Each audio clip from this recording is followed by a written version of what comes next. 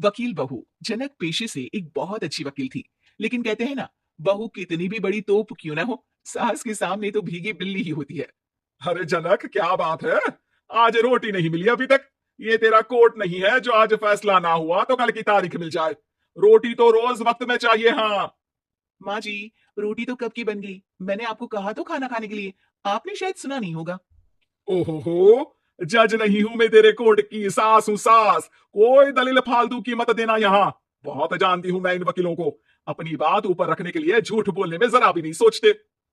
तभी वहां जनक के ससुर आ जाते हैं। अरे भाग्यवान, क्यों बेचारी के काम को कोसती रहती है हमेशा। मैं भी तो था वहां जब ये आई थी तुझे रोटी खाने को बुलाने के लिए।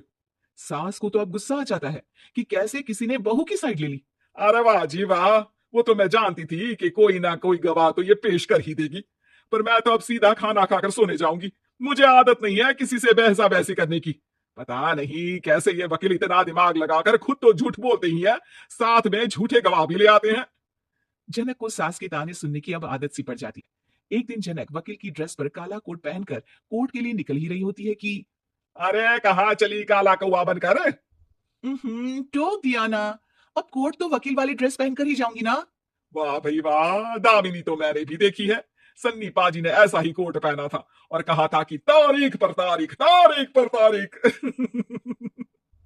मतलब की कोई बात करनी है तो बोलिए, वरना वक्त नहीं है मेरे पास खराब करने के लिए। अरे पता नहीं तुझ में क्या देखा मेरे बेटे ने, सारा दिन वकीलों वाली बहस करती है, भोली भाली सास के साथ। अच्छा सुन, जो इतनी बहस मेरे आगे करती है ना, जरा अपने बॉस से कर ले, जो 1 साल भी ना हुए तेरी शादी को और काले कपड़े पहना दिए। अंदर जाओ, लाल कोट पहन कर आ। पता तो चले कि नई नवेली शादी हुई है। अरे माँ जी, कोर्ट में मेरा बॉस क्या करेगा, ये तो पूरे देश की ड्रेस है वकीलों के लिए। लेकिन सास तो ठहरी सास। अच्छा, तो कोई जरूरत नहीं है 2-4 साल कोर्ट जाने की। शादी थोड़ी पुरानी हो जाए तब इजाजत दे दूंगी मैं तुझे काले कपड़े पहनने की। अब क्या था, मन मारकर जनक को लाल रंग का कोट पहनकर कोर्ट जाना पड़ता है।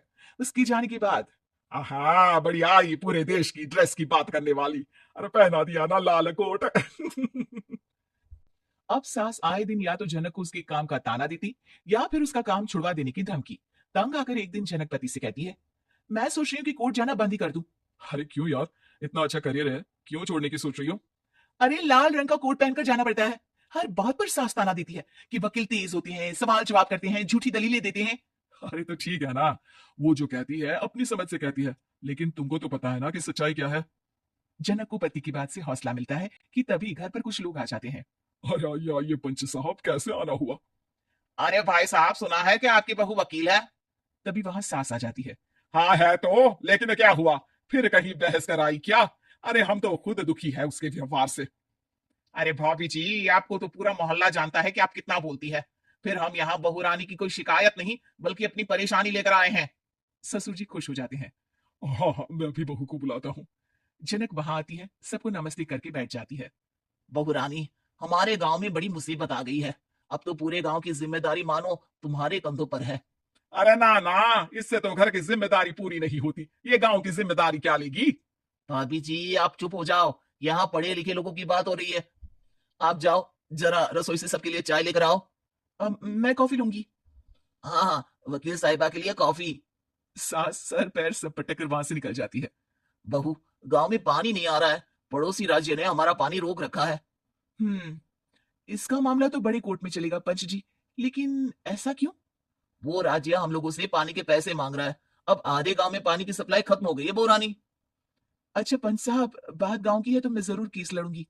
यहाँ एक बार फिर सास की एंट्री हो जाती है।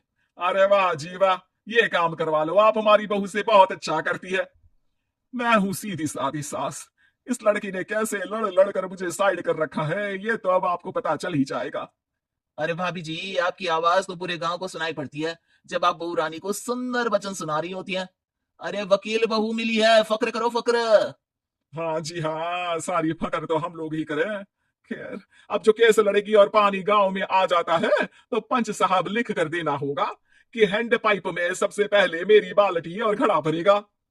अरे फिर तो हम बहू रानी के नाम पर घर पर ही सप्लाई दे देंगे, लेकिन ये इतना आसान नहीं है। बहू, गांव के पास अभी वकील करने की भी पैसे नहीं है तो। अरे पंच साहब, ये मेरे गांव का मामला है, मैं आपसे एक भी पैसा नहीं लूंगी। सास को बहू की बात पर गुस्सा आ जाता है, लेकिन सबकी जाने के बाद झनक मन लगाकर गांव की परेशानियों को दूर करने में लग जाती है। और वो दिन भी आता है कि झनक केस जीत जाती है। अरे आज तो प्लम्बर आकर घर तक पाइप लगा गया है, खुश हो जाओ, मेरे कारण तुम लोगों को घर के अंदर ही पानी मिल जाएगा।